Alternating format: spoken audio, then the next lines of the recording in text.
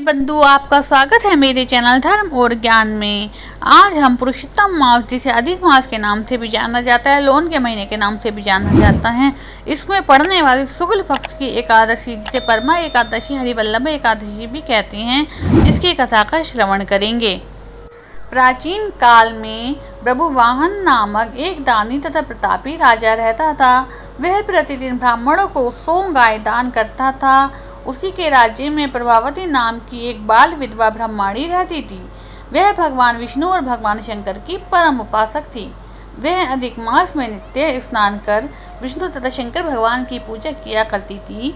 इसी बीच वह हरिवल्लभ एकादशी का व्रत भी किया करती थी। देवयोग से प्रभुवाहन और प्रभावती की मृत्यु एक ही दिन हुई। दोनों एक साथ धर्मराज के दरबार में पहुँचे। धर्मराज ने उठकर प्रभावती का स्वागत किया, परंतु राजा का स्वागत नहीं किया गया।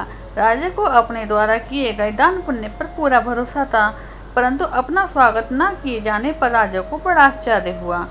इसी समय व्यक्ति के कार्यों का लेखा जोखा रखने वाले चित्रगुप्त ने आकर प्रभावती तथा राजा को कर्म अनुसार विष्णुलोक तथा स्वर्गलोक में जाने की बात बताई।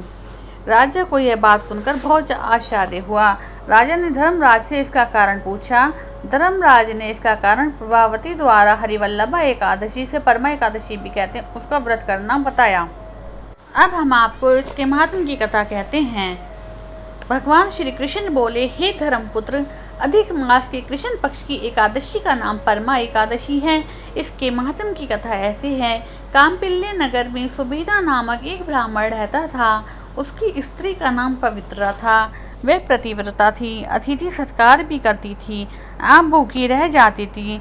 इसका कारण ये था कि सुमेधा बहुत दरिद्र ब्राह्मण था। एक दिन कौंडिन्य मुनि उनके घर आए। पति और पत्नी ने उनका स्वागत बड़ी श्रद्धा भक्ति से किया।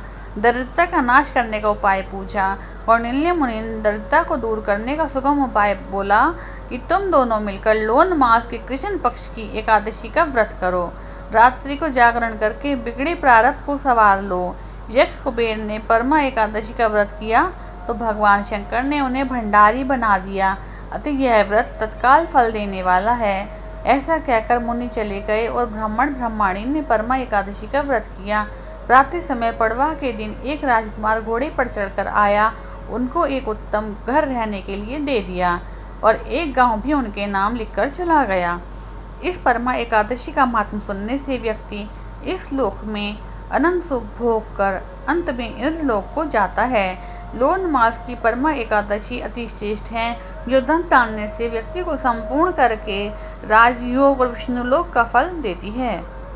कथा करने के बाद भगवान विष्णु की आरती करनी चाहिए। आरती का लिंक आपको डिस्क्रिप्शन बॉक्स में मिल जाएगा। कमेंट्स में राधे राधे लिखना ना भूलें और अपने बंधुओं को भी इस कथा को शेयर करें।